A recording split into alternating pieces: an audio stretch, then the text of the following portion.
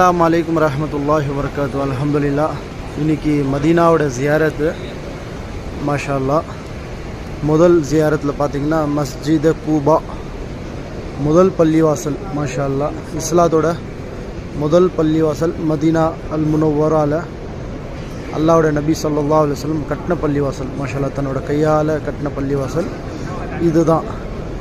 மக்காலேருந்து மதீனாக்கு ஹிஜ்ரத் பண்ணி வந்தபோது, மக்காலேருந்து மதீனாக்கு ஹிஜ்ரத் பண்ணி வந்தோடனே இந்த இடத்துல தான் தங்கியிருந்தாங்க.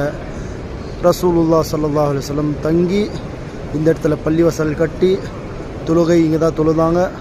அதுக்கப்புறம் தான் மதீனா முனவ்வரா, இப்போ மஸ்ஜித் நபவி எங்கே இருக்கோ அதுக்கப்புறம் தான் அங்கே ஷிஃப்ட் ஆகினாங்க.